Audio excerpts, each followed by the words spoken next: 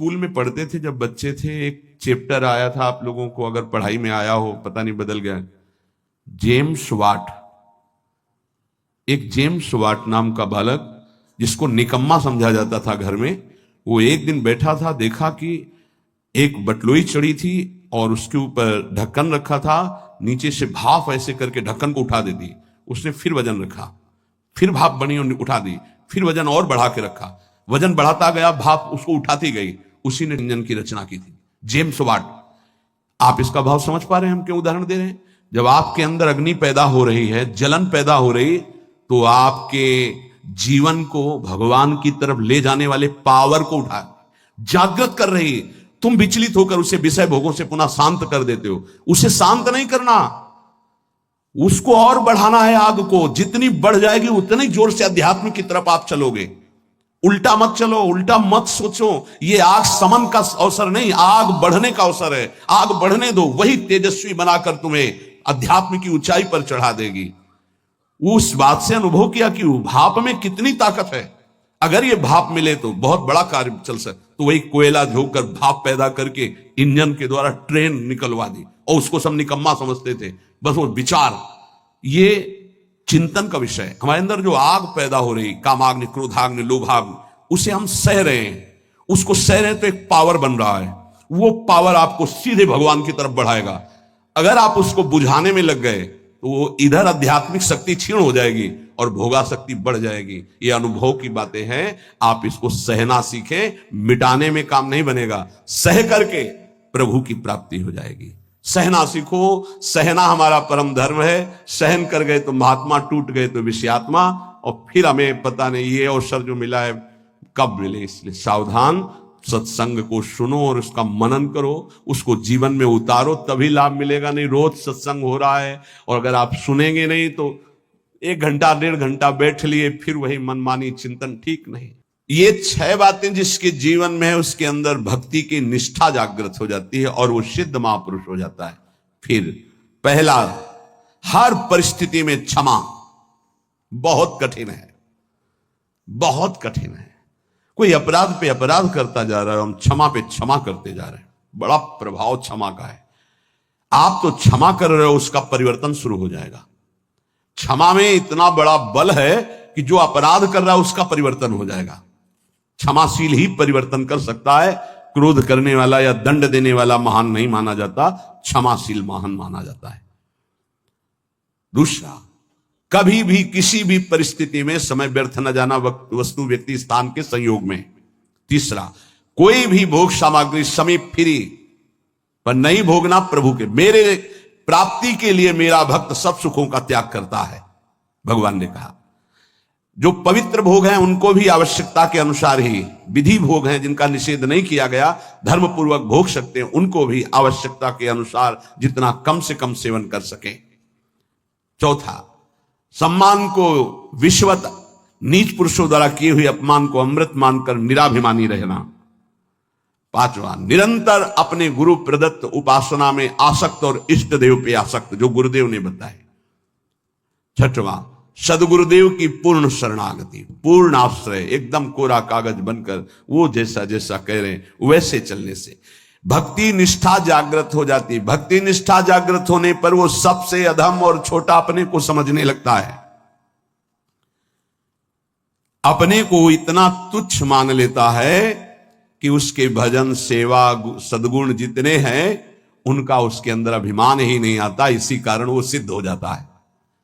थोड़ी सी साधना अभिमान उत्पन्न कर देती। क्यों? क्योंकि गुरु कृपा नहीं है। इसलिए जहां निराभिमानी होकर प्रभु से अपना संबंध जो था है, जो रहेगा, उसका बोध हुआ, उसी समय उसे भगवान की प्रेम लीलाओं का अनुभव होने लगता है। कभी रोना नहीं आता किसी को। मेरे साथ प्रभु कितनी कृपा कर रहे हैं, कभी रोना नहीं आता है।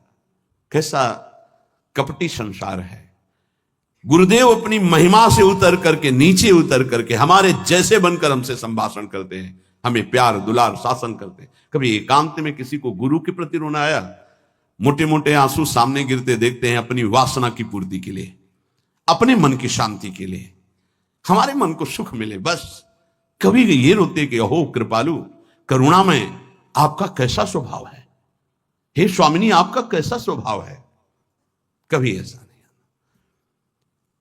विश्वामित्र जी भगवान के प्रति शिष्य भाव किया तो भगवान शिष्य बन गए। अगर थोड़ा भी विलंब पुष्प लाने में हुआ तो भगवान डर रहे थे कि गुरुदेव की संध्या पूजा में विघ्न न हो जाए, गुरुदेव की जो सेवा में थोड़ा भी समय लगा तो डर गए भगवान। शिष्य भाव, जैसा भगवान के प्रति भाव करोगे वैसा ही भगवान आपके सामने आ जाएंगे। अनंत ब्रह्मांड भगवान ने ही अपने आप से ही रचा है। कितना विलक्षण भजन का प्रभाव होता है कि अनंत ब्रह्मांडों का स्वामी आप जो भाव करोगे वैसा आ जाएगा बन के। अगर आप भगवान को भोग रूप में चाहेंगे तो भोग रूप में भी आ जाएंगे। ऐसा ही है, बड़े कृपालु हैं। जिस रूप में आप चाहेंगे भगवान आ जाएंगे। आप आज भी जो कामना करते हैं ना, मेरे भगवान ही आपकी पत्नी बने हुए, पुत्र बने हुए, आपका परिवार बने हुए, आप पहचान नहीं पा रहे हैं। जो हम कामना करते हैं ना कि आज ये, तो भगवान वही बनकर आ जाते हैं, वही पदार्थ बनकर आ जाते हैं, वही व्यक्ति बनकर आ जाते हैं, वही वस्तु बनकर आ जाते हैं। यद्यपि भगवान ही है, दूसरा कोई नहीं है। वही अपने आप को प्रकट किए हैं। उपनिषद में आता है एकाकी न रमते, खेलने की इच्छा हुई तो दूसरा कोई हो तो खेले, तो अपने आप को इतने रूपों में खेल में फैला दिया। एकाकी न रमते, भगवान ने अपने एकोहम बहुश्यामा, मैं ही बहुत रूपों में हो जाऊं, और वो अपने आप से अपने आप में खेल रहे हैं। तीन खेल हो रहे हैं यहां प्रगट में। एक हो रहा है सृष्टि का सृजन बराबर चल रहा है, सृजन भी बराबर चल रहा है, पालन भी बराबर चल रहा है, संहार भी बराबर चल रहा है। सृजन होता जाता है, पालन होता जाता है, संहार होता जाता है, सृजन होता जाता है, पालन होता, संहार, ये बराबर लीला चल रही है। किसका सृजन? अपने आप से अपने आप का सृजन। किसका पालन? अपने आप से अपने आप का पालन। और किसका संहार? अपने आप से अपने आप के ऊपर संहार लीला, किसी और की नहीं है, वही है। आप भी वही हैं पर नहीं समझ पा रहे। भगवान ने कहा यथा तथा, अर्थात मुझे जैसे भजता मैं वैसे, ये यथा माम प्रपद्यन्ते तास तथैव, यथा तथा। भाव और लगन, जिस तरह की आपकी लगन है और जिस तरह का भाव है वैसे ही भगवान अनुभव में आते हैं। जब आप घोर विषय चिंतन करते हैं तो भगवान विषय रूप में आ जाते हैं। गाढ़ चिंतन विषय का तो विषय रूप में आ जाते हैं। सलाह दे देंगे आपको, देखो ये विषय जो मैं ही हूं, इसको प्राप्त करना है तो ऐसे चलो, ऐसे प्राप्त करो।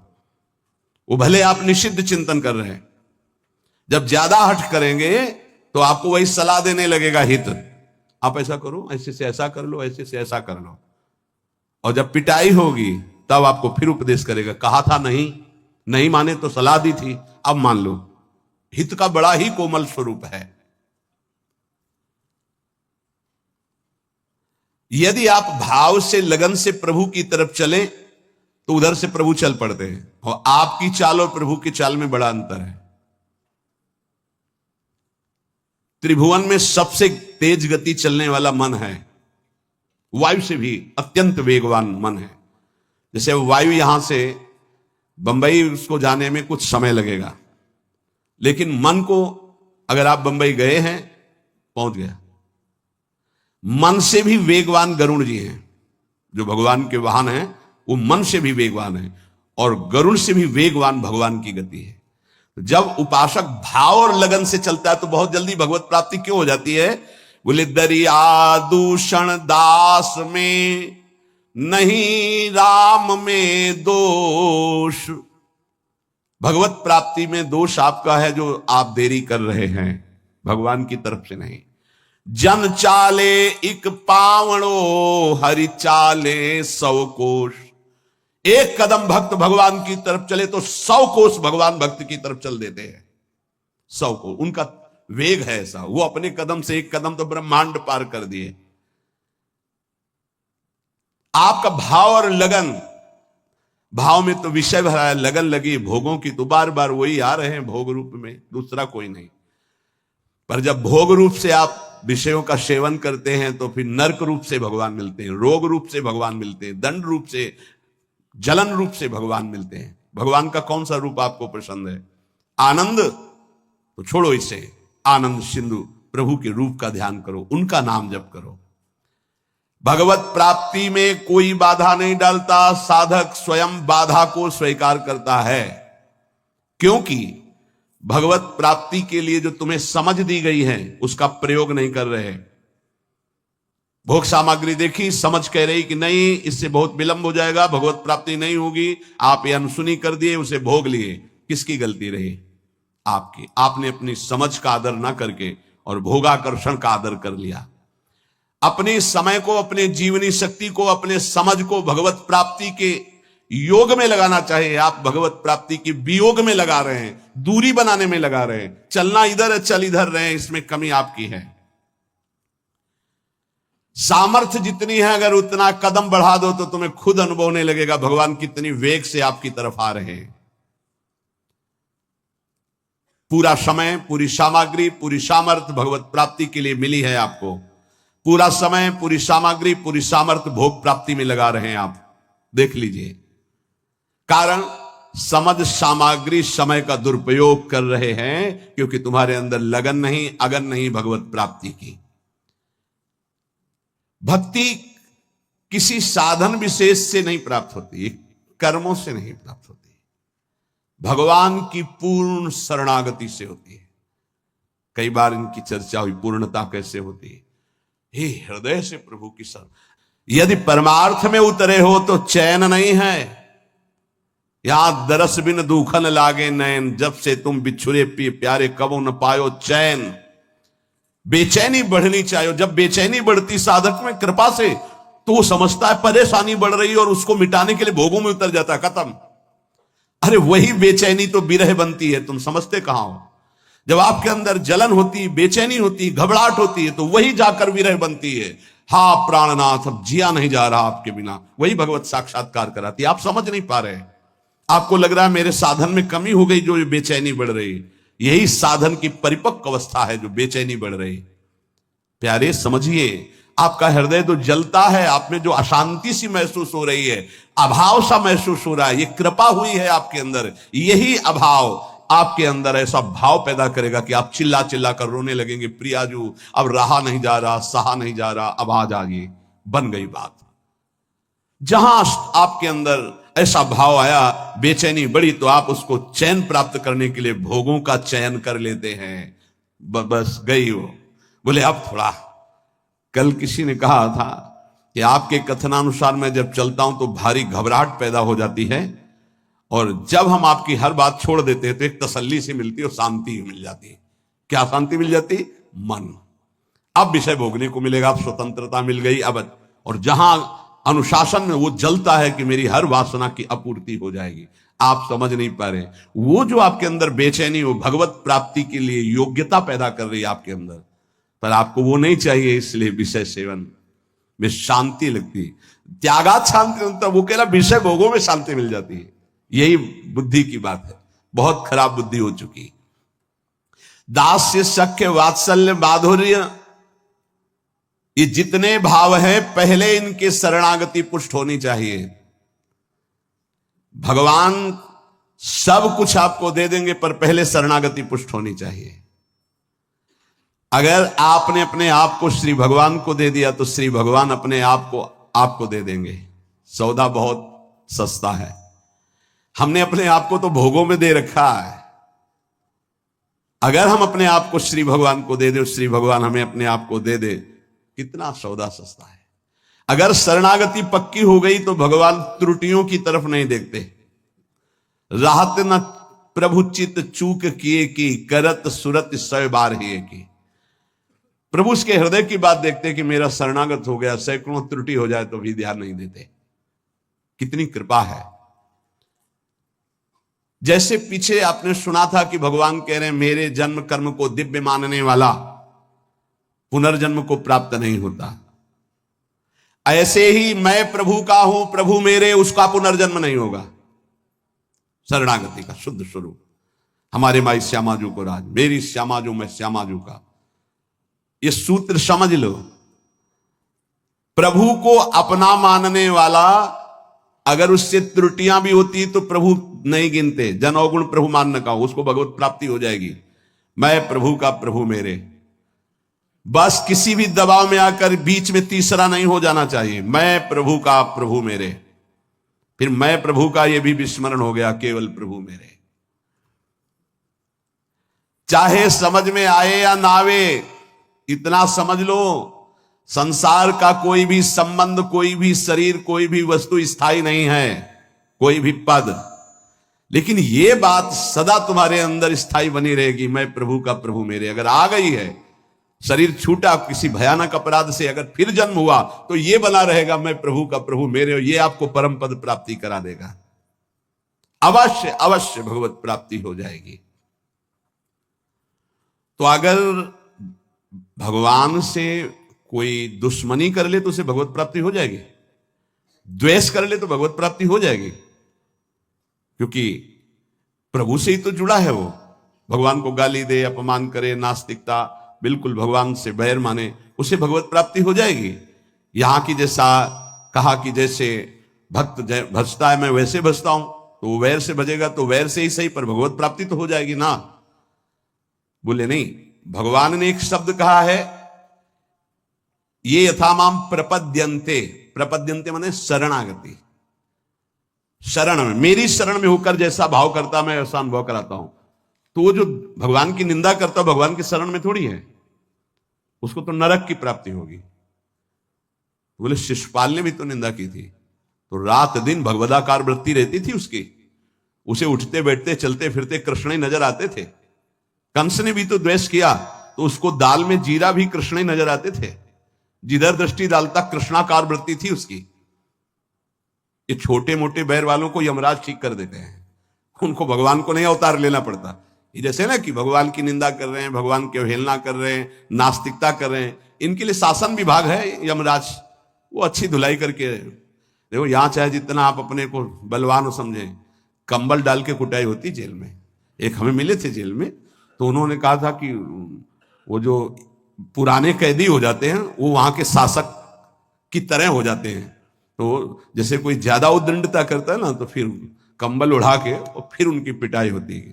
तो यहां तो कंबल उड़ा के होती, वहां तो बहुत ही दुर्दशा होती, क्योंकि इस शरीर का तो वहां महत्व है नहीं पंच भौतिक। वहां एक नया शरीर मिलता है जिसका नाम यातना दे, वो मरता नहीं है, उसमें केवल दंड भोगना होता है।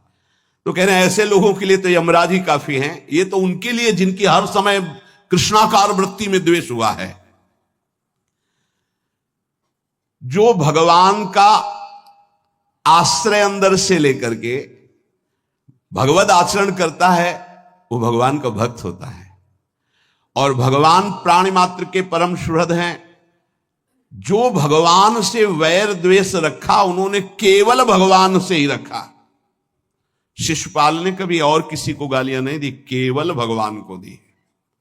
और गालियां भी कैसी देता था, कोई गंदी बात थोड़ी कहता था। ये कृष्ण ये ऐसा क्यों बोल रहा है? क्योंकि भगवान ने इसे आदेश किया है कि हमसे द्वेष करो। कौन है ये? जय विजय हैं, 3 जन्म के लिए सनकादिक। तो रावण, कुंभकर्ण, शिशुपाल, दंतवक्र, हिरण्यकश्यप, हिरणाक्ष, ये भगवत पार्षद है। भगवान के सिवा इनके चित्त में कुछ है ही नहीं। अब भगवान ने आदेश किया हमसे द्वेष की लीला करो, तो अंतिम समय तक कहां राम रन हतोपचारी वो बोल के पधारे, और ये अंतिम समय तक सभा में बधे। ये कृष्ण, ये ग्वाला। भगवान सबको कहते चुप रहो, बोलने दो, बोलने दो, बोलने दो। जब पूरा समय आ गया तो सुदर्शन चक्र से मुक्त कर दिया। हिरण्यकश्यप किसी के भी समझाने से नहीं, भगवान से वैर। ये भगवत पार्षद हैं। अगर अपने लोग सोचे तो इतनी क्षमता हमारे वैर में नहीं है कि हम भगवान में तन्मय हो जाए। उसके ठीक करने के लिए बहुत से शासक है। ये शनि, राहु, केतु, मंगल ग्रह, नक्षत्र, ये सब जानते हो, शासन विभाग है। और क्या, जैसे अलग अलग कंपनियां नहीं है, ये अमुक कंपनी है भारत की रक्षा वाली, ये अमुक कंपनी है, अमुक एजेंसियां अलग अलग नहीं, जैसे ऐसे एजेंसी समझो, नवग्रह की अलग एजेंसी है, अलग अलग है।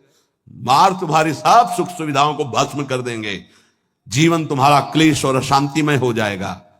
वैर द्वेष भगवान का तो कभी कुछ बिगाड़ नहीं सकेगा, तुम्हारा सर्वनाश कर देगा। ये रावण, कुंभकर्ण, शिशुपाल, दंतवक्त, हिरण्यकश्यप, हिरणाक्ष ये कोई साधारण नहीं, भगवान के पार्षद हैं।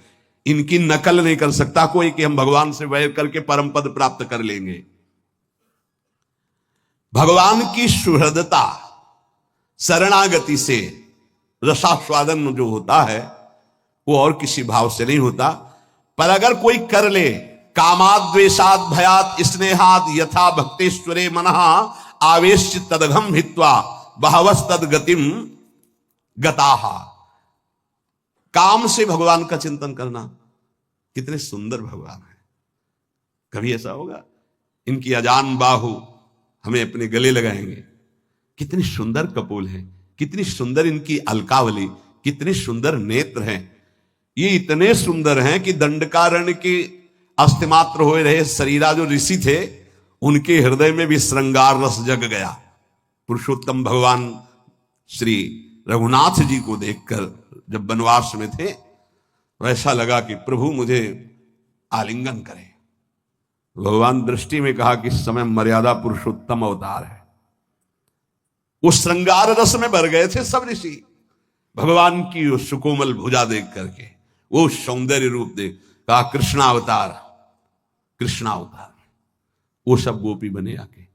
जब सियाजू का ब्याह श्री राम जी से हुआ तो मिथिला की जितनी सखियां थी सब सिया जी के सौभाग्य की सराहना कर रही थी। ऐसे दूल्हा, वैसे ही सुंदर दूल्हा रूप महाराज, जिधर दृष्टि जाए वह उधर ही सबको चित्त को चुरा ले। तो सियाजू की सब सखियां कोई बोल तो पाई नहीं, पर सबके मन में था कि क्या कभी ये हमें अपने हृदय से लगाएंगे ऐसे, क्या कभी हम इनका साथ प्राप्त कर पाएंगे। जो सियाजू को सौभाग्य मिल रहा है मैं इनकी सखी हूं क्या। तो राम जी दृष्टि से देख के इशारा करते कि इस समय मर्यादा पुरुषोत्तम अवतार है, एक हमारा अवतार होगा द्वापर में लीला पुरुषोत्तम प्रेम में।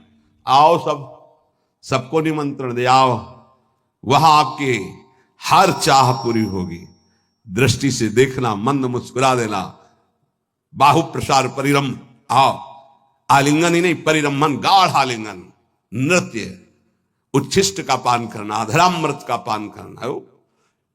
जिस समय भगवान रासमंडल के अंतर ध्यान होने के बाद जब प्रकट हुए तो गोपीजन ने एक चुनरी डाल दी अपनी, चुनरी के ऊपर चुनरी। जब उस पर बैठे तो सुखदेव जी कह रहे ओहो, साधना से परम पवित्र किए हुए बड़े बड़े योगींद्र मुनींद्र अपने हृदय में जिनका ध्यान धरने की चेष्टा करते परीक्षित, वो भगवान गोपियों की ओढ़नी पर बैठे। एक और वेद की ऋचाएं नेति नेति कह के वर्णन करते हैं उनका प्रभु कभी साक्षात आलिंगन करने का अवसर मिला। कृष्णावतार में दंडकारण्य के ऋषि, मिथिला की सखिया और श्रुति, जो वेदों की ऋचाएं, वो साक्षात गोपी भगवान उनका जो भाव है उसी सुख को प्रदान कर रहे हैं। किसी भी तरह से भगवान काम और द्वेषाद, द्वेष भी ऐसा कि केवल भगवान से हो, बस दूसरा नहीं। इतनी अनन्यता तुम्हारे द्वेष में हो, दूसरे से द्वेष नहीं, केवल भगवान से। कामाद द्वेषात भयात, भयभीत होकर के भगवान का चिंतन होना। स्नेहाद, प्रेम से, सौहार्द से, किसी भी तरह से यदि भगवान में मन लग जाए, काम से, द्वेष से, भय से, स्नेह से, किसी भी संबंध से, तो कह रहे हैं वो सारे पाप नष्ट करके वो चिंतन भगवत प्राप्ति करा देता है। इसलिए ये यथा माम प्रपद्यन्ते तास तथैव भजाम्यहम्, हम भगवान कहते जो मुझे जैसे भजता है मैं उसको वैसे भजता हूं। तुम्हारे द्वेष में इतनी ताकत नहीं कि आकाश से द्वेष करके कुछ प्यार कर लो। प्रेम करने का अवसर आया भगवान के नाम से, रूप से, लीला से, धाम से, परम मंगल हो जाए। एक बार हृदय में फिर बैठा लो। तुम्हारी पांचों ज्ञानेंद्रियां और मन तुम्हारी दुर्गति करते आए हैं, यही तुमको आगे बढ़ने में इस समय जो आपको भगवत मार्ग मिला है बाधा पहुंचाएंगे। इनकी मांग को मत मानो। जबान कहती अच्छा अच्छा पाऊं, ये जबान कह रही है, रसेंद्री की बात है प्यारे, तुम्हारी मांग नहीं, तुम समझ नहीं पा रहे। इंद्रियों की विलासता तुम्हें नारकी गतियों में पहुंचा देगी। क्या क्या पूरा करोगे, कब कब पूरा करोगे। देहूती जी आदि सम्राट महाराज मन की पुत्री है। जब करदम जी से ब्याह हो गया, चले गए मन शत्रुपा जी। वो तो अपनी साधना में, सेवा में लगी रही, कई वर्ष तक कोई चेष्टा नहीं। आंख खुली, एक दिन देखा तो झुर्रियां पड़ रही हैं, शरीर सूख गया। कहां राजकुमारी और कहां एक ऐसे महान तप संपन्न ऋषि की सेवा पति रूप से। क्या चाहती हो तुम? बहुत कृश हो गई हो, क्या चाहते हो? अब भगवान गृहस्थ में तो पाणी ग्रहण जैसा भाव हो गया, लेकिन गृहस्थ धर्म की पूर्ति तो हुई नहीं। अच्छा, तो इस सरोवर में स्नान करके आओ। जे ही सरोवर में डुबकी लगाई, ऐसा सुंदर रूप स्वस्थ प्रकाशित हुआ। संकल्प किया, कितने खंड का विमान तैयार हो गया। देवराज इंद्र के पास भी वो विमान नहीं। ऐसा आकाशचारी देव गंधर्वों को भी मोहित कर ले ऐसा विमान, और सब विश्व ब्रह्मांड की भोग सामग्री 9 रूपों में अपने आप को विभाजित किया। क्या क्या बाद में देहूति जी के वचन भगवान कपिल देव जी से थे कि बेटा अब मुझे बचा लो, उद्धार कर दो, तुम पुत्र रूप में आए हो, प्रभु हो मैं जानती हूं। ऊब गई इन दुष्ट इंद्रियों से। महायोगी करदम जी 9 रूपों से अपने को विभाजित करके ऐसे विमान पर आकाशचारी देव गंधर्वों को भी मोहित करने वाले, विलासिता भोग से संपन्न, न जाने कितना वैभव सुख सब। तब देहूति जी ने कहा मैं ऊब गई इन दुष्ट इंद्रियों से, कभी ये तृप्त नहीं होंगी, भगवान कैसे विश्राम मिले। तब उपदेश किया भक्ति योग का, सांख्य योग का, अष्टांग योग का, कैसे परम पद प्राप्त होता है। तो बात मान लो, ऐसे ऐसे महान भोगों को भोगने वाले भी आखिरकार हार गए। जब शौभरी जी ने देखा मछली की क्रीड़ा और काम जागृत हुआ, 50 ब्याह मानधाता की पुत्रियों से किए। मानधाता ने विचार किया कि ये ऋषि क्या सुख दे पाएंगे हमारी राजकुमारियों को। तब कहा कलाना और यमुना किनारे देखना आकर के, तुम्हारा स्वागत करने के लिए कुछ हमारे जन भी होंगे। सोचा पता नहीं फूस की झोपड़ी बनाई होगी।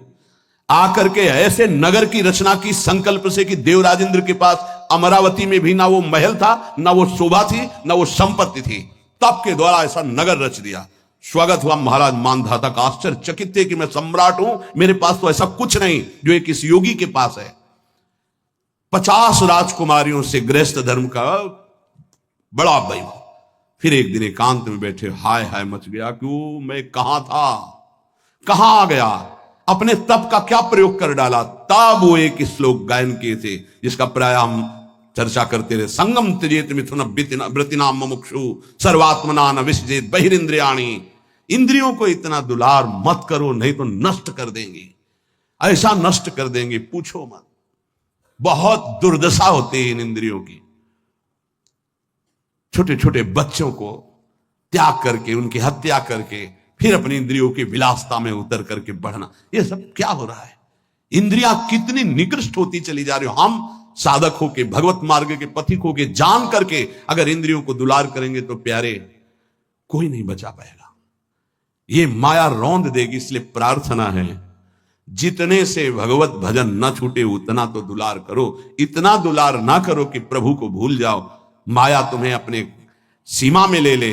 बहुत बहुत जन्मों के बाद हमको ये अवसर मिला, चूको मत। मान लो अभी प्रार्थना करते हैं, अभी डांट लगा देते हैं, आगे चलकर तुम्हें कोई डांट लगाने वाला नहीं मिलेगा, प्रार्थना करने वाला नहीं मिलेगा। एक शब्द याद कर लो, जो मिलेगा वो शोषण करने वाला मिलेगा। मां जैसा दुलार, पिता जैसा शासन हमारे भगवान स्वयं प्रकट होकर करते हैं। वो हमारे गुरुदेव होते हैं।